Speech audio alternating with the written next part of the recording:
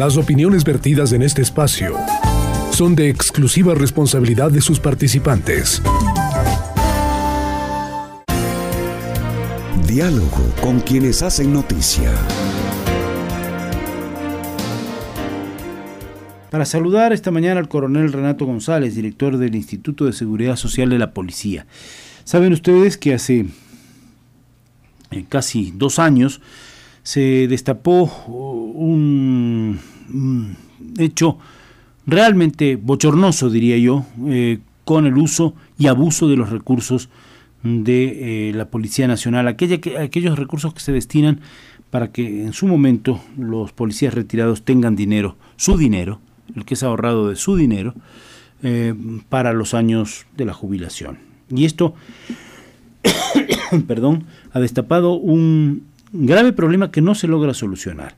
Queremos volver a retomar un poco este tema para que el coronel Renato González nos informe el estado de la cuestión, pero sobre todo, en principio, nos recuerde cómo fue el tema, que supone también un articulado de empresas que hacían a través de los recursos de la policía una serie de negocios subrepticios al margen de la ley y que en este rato todavía están en fase de indagación. Hay varias personas que están prófugas de la justicia y hay millones en juego. Gracias, coronel, por estar con nosotros. Muy buenos días. Bienvenido a Ecuador Radio, Radio Quito, Platinum FM. Buenos días y por su intermedio a todos quienes nos escuchan. Efectivamente, hace 2 años se empezó a develar esta ola de un megatraco que en el caso del ISPOL es gravísimo porque tenía un capital aproximado de $1.500 millones y del cual están en incertidumbre casi el 60%, es decir, $950 millones. Esto es gravísimo porque si se trataría de una empresa, técnicamente estaría quebrado. Claro.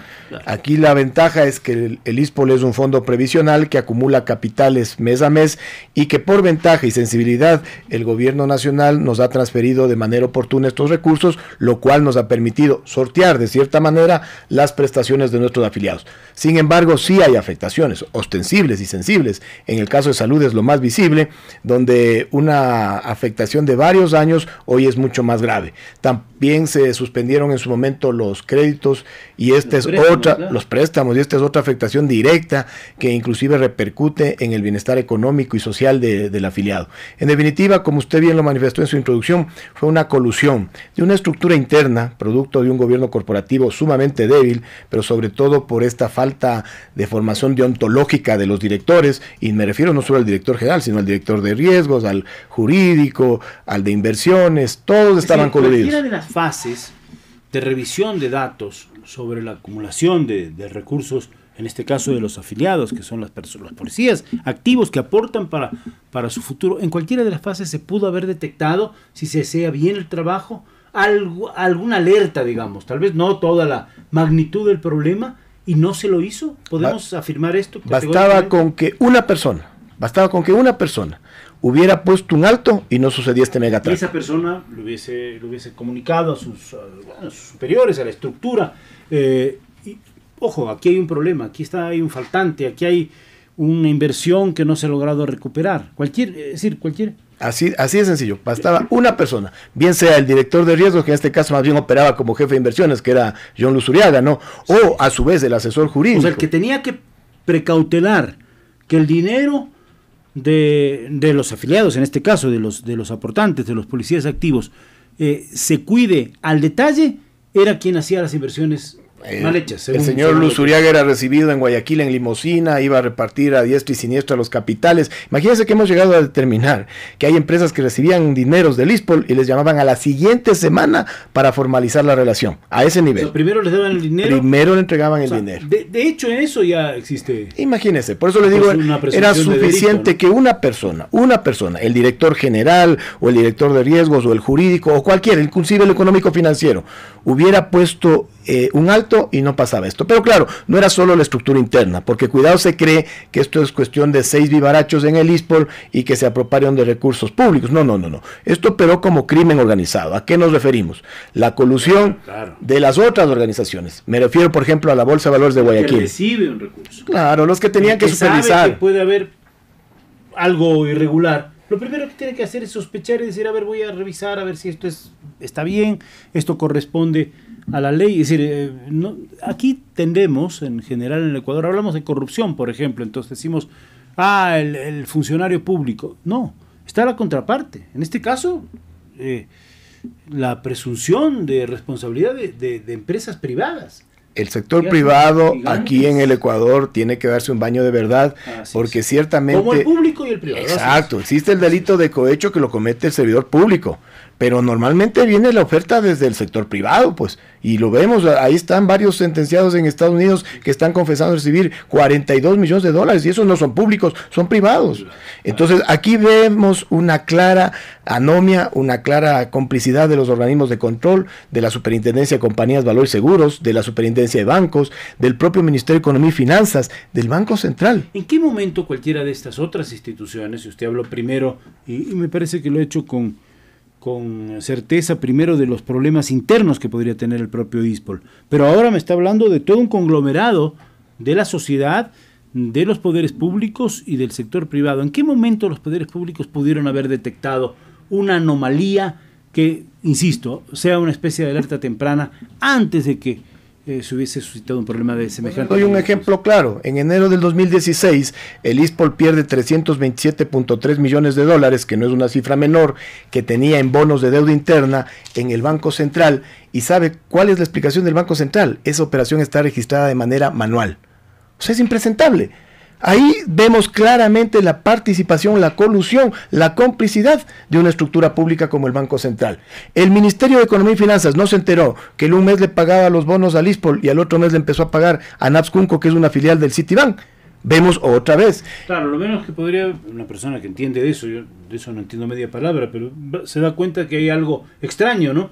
Y pregunta. O sea, por lo menos reporto a mi jefe, le digo, claro, oiga jefe, hasta el mes anterior le pagábamos al ISPOL y ahora soma al Citibank. O sea, ¿qué significa? ¿Qué será? ¿Estará bien? ¿Estará mal? Pero no solo eso, hay comunicados. Además tiene el respaldo. Ahí están, sí, claro. Y además, mire, la Superintendencia de Bancos, que es nuestro órgano directo de supervisión, le manda un oficio al ISPOL el 13 de enero del 2016 explicando su operación. Le contestan el 15 de enero. Pero ¿sabe qué es lo anecdótico? Ahora que tenemos la asistencia penal, vemos un mensaje de Cherres a Luzuriaga donde le dice, discúlpeme el término, ya cabréate, y a la super de banco solo le mándale esto y esto y esto, porque tengo línea directa con el ministro Interior. Pero directa. ¿Sabe cuál era el ministro Interior? Doctor José Ricardo Serrano Salgado. Y desde ahí la Superintendencia de Bancos ya no pidió nada más. El imputado, en este caso, que está prófugo, ¿no? Bueno, nadie sabe bien dónde está, dice que él tiene línea directa con el ministro del Interior. Entonces, pretendiendo hacer uso de su influencia, dice que con eso se taparía todo, algo así. Yo no podría decir, pero bueno, se pueden tomar el nombre, ¿no? Bueno, pero, también es cierto. Pero la fuerza de los hechos es que la Superintendencia de Bancos a partir de ese día no pidió nada más. Claro, la consecuencia de la conversación, o no sé. Se dio, no se dio, me tomé el nombre, no me tomé el nombre, la cosa es que la Superintendencia de Bancos paró la supervisión y no pidió ningún otro dato. ¿Cómo está la causa jurídica? ¿Avanza, no avanza? Aquí todo en el país también estamos viendo las enormes dificultades para desentrañar otros casos de corrupción enormes que ha habido. ¿Cómo siente usted desde su posición de perjudicados, porque ustedes como ISPOL son perjudicados, que reacciona la indagación fiscal, los juicios? Mire, el sistema penal y el sistema procesal penal ecuatoriano están montados de tal manera que la investigación de delitos avance a paso de tortuga. Así de sencillo. Tiene usted que poseer muchísima suerte, primero para encontrarse con un fiscal valiente. Luego de encontrarse con ese fiscal valiente, poner 7 velas para que le toque un juez probo que pase la audiencia evaluatoria y perpetuar el juicio. Y después de eso debería ser una novena para que los 3 jueces que integran el tribunal le encuentren culpable al que es responsable. Pero además le queda una gama de recursos horizontales y verticales a los victimarios. Me refiero, tienen la apelación, tienen la casación, tienen un recurso extraordinario de protección, claro. Tienen una serie de recursos. Los recursos en derecho está bien porque se trata de proteger la posibilidad de inocencia. Lo que no está bien es la dilatoria extrema, ni el uso y abuso de esos recursos. La prostitución del sistema. Le doy una diferencia. Muy bien, en Estados Unidos se presentaron investigaciones casi a la par de las de Ecuador. Bueno, allá ya tienen 2 autores confesos, que son John Luzuriaga y que son Luis Álvarez Villamar. Pero además, mire la diferencia. A Álvarez Villamar, por un cohecho de 3.2 millones, le ponen una fianza, le retiran su pasaporte y le ponen vigilancia directa. Aquí en Ecuador, a Enrique Enrique Espinosa de los Monteros, que estaba detenido en la cárcel 4, el 12 de abril, el día siguiente a las elecciones, cuando todo el país estaba enfocado en el proceso electoral, le llaman audiencia de habeas corpus. Ahí empezaron a prostituir el habeas corpus.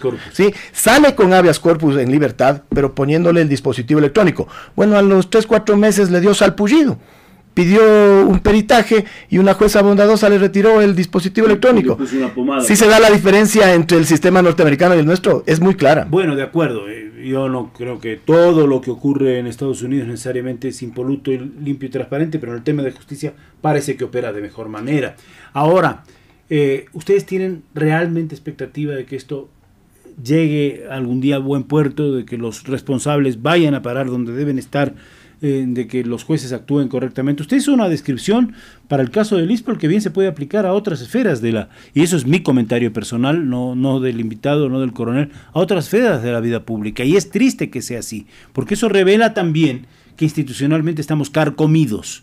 Si los fiscales tienen que ser valientes para poder ejercer su acción y su oficio de aplicar las normas, si los jueces tienen que también actuar con toda esta maraña, y finalmente si todos los recursos jurídicos y subterfugios que los hay permiten que se juzgue, vemos que hay muy pocos casos en los que ocurre. ¿Qué expectativas tiene realmente el ISPOL? Pienso que su misión en este momento es altamente delicada, por lo que nos está diciendo. Yo no sé qué pensó cuando le ofrecieron hace unos meses hacerse cargo de este gran problema, ¿no? Sí, hay una diferencia. A mí no me ofrecieron, a mí me designaron. Así es.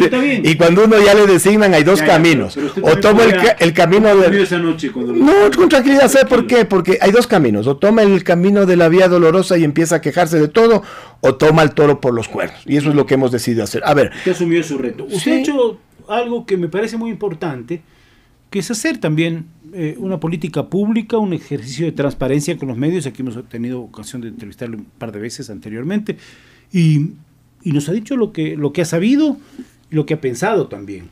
Y yo creo que eso le ha faltado al país en general, un poco de dar la cara. Sí, nos falta un baño de verdad. Ahora, en el caso ISPOL en particular, si seríamos pesimistas, ni siquiera asumíamos el cargo, ¿no?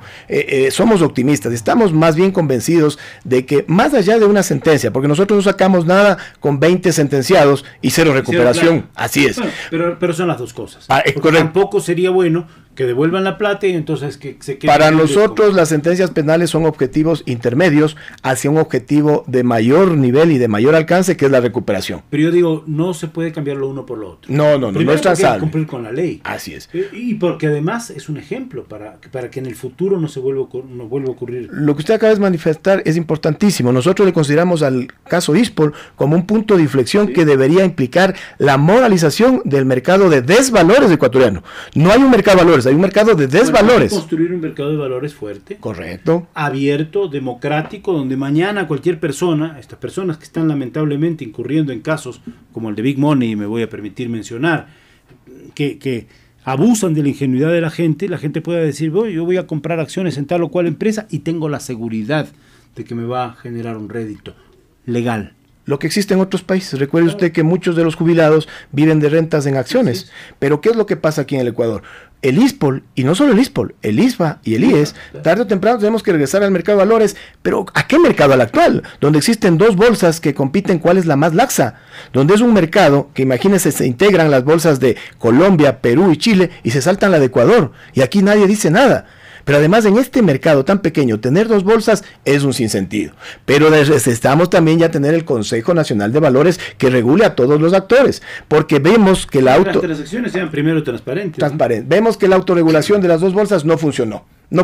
Un poco mejor la Bolsa de Valores de Quito, pero la de Guayaquil es impresentable. Pero mañana, ¿qué hago yo con los casi 300 millones de dólares que tenemos previsto este año invertir? ¿Dónde invierto? En ese mismo mercado de valores que el año anterior, me refiero más bien el 2020, de ese vale, que era el depósito que nos custodiaba 700 millones, en un oficio me dijo a mí, de la noche a la mañana, ¿sabe qué? No le hemos custodiado nada. Así de sencillo. Vaya a ver a quién reclama los 700 millones.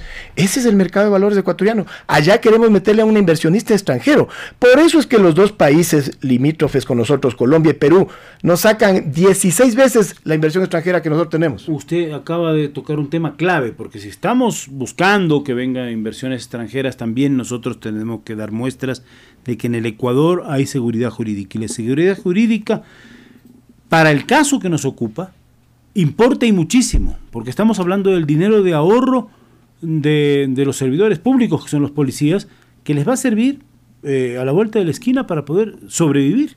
Es un tema clave. El tema humano, yo entiendo que el drama humano en estos meses y años tiene que ser tremendo, y es un tema, y además el derecho que tienen a acceder a sus recursos, producto de su ahorro, de su trabajo, ¿no? Es que lo más perverso es que estas élites políticas y económicas del Ecuador son tan absurdas que le roban a gente humilde. Si los policías somos gente de clase media y media baja nada más, personas que, como usted lo dijo, han aportado 30, 32 años pensando que en su vejez van a tener una estadía tranquila y se encuentran que de la noche a la mañana ya no hay los recursos. ¿Cuál es el aporte, por ejemplo? Nosotros aportamos el 23.10%, que es mucho más que el del IES. Que el Seguro Social. Así es un tema que pasa lo propio con Fuerzas Armadas también. Sí, exactamente, el mismo nivel. Por eso es que nuestros regímenes son diferenciados del régimen general. Pero, ¿a qué pretende esto? A tener una vejez digna. Nosotros, hay varias particularidades, nunca llegaremos a un consenso, ¿no? El trabajador civil me dirá, yo también hago patria, sí, pero el policía, el militar está expuesto a los pases y a tantas cosas. Sabemos que también la criba de selección de los ascensos es distinta, hay una serie de particularidades. Tampoco quiere decir que se santifique a la institución policial. En la institución policial también ha habido graves casos de corrupción, los estamos viendo ahora con la incursión del crimen organizado, tratando de penetrar en las más altas esferas de la institucionalidad del Estado, justicia, Fuerzas Armadas, policía, sabemos, no podemos desconocer, pero hay que empezar por limpiar esto. A ver, ¿Qué expectativas reales tiene para ir concluyendo por ahora? Verá, lo que una organización debe garantizar es combatir cuando existan los casos de corrupción. Nadie le puede asegurar que no exista corrupción. No, yo le doy un ejemplo. Y hacer lo que hacemos muchas veces, el espíritu de cuerpo. De acuerdo, plenamente de acuerdo. Yo le doy un ejemplo palpable. La Policía Nacional, la cúpula, presentó sus patrimonios para que sean analizados por Contraloría. ¿Qué institución la ha seguido? ¿Qué institución la ha seguido? Debiera hacerlo todo. Así de sencillo. Y me decía, ¿cuál es la expectativa? Nosotros esperamos que este impulso al nombrar a un nuevo ministro del Interior, que es mi general Patricio Carrillo, que además conoce el tema y que fue uno de los denunciantes iniciales, nos permita contar con lo que hemos reclamado siempre, el componente político para que la recuperación sea más ágil. De hecho, hoy en la rueda de prensa vamos a informar de los cheques por 4.7 millones de dólares que nos entregó el DCVALE el viernes anterior. Pero mucho tiene que ver este cambio en el peso político. ¿A qué me refiero? El miércoles, cuando fuimos a entregar esa disposición gubernamental, ya me acompañó el comandante de policía de la zona 8. Es un peso institucional. Claro, ¿no? Caso contrario parecía que se trataba de un solo desquiciado director general del ISPOL que andaba ahí bregando contra todos, pero ahora ya se nota que es un problema institucional. Aspiramos que en los próximos meses este remanente de la operación SWAP que está en el Banco Central también pueda ser recuperado, y eso será un precedente histórico porque normalmente de manera internacional se recupera del 5 al 10%.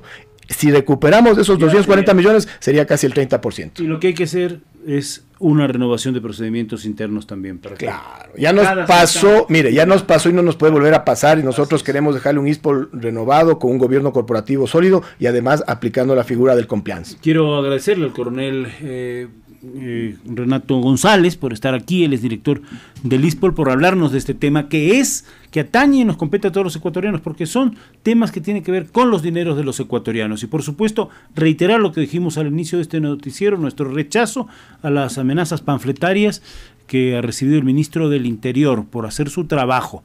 No podemos dejarnos amedrentar ni de las mafias, ni de los conglomerados del narcotráfico y el crimen organizado, porque si no sucumbimos como país. Gracias, coronel, ha sido muy amable. Gracias a ustedes, un saludo cordial a todos. Muy buenos días, gracias por estar aquí. Muy buenos días, gracias por estar aquí. Muy buenos días, gracias por estar aquí.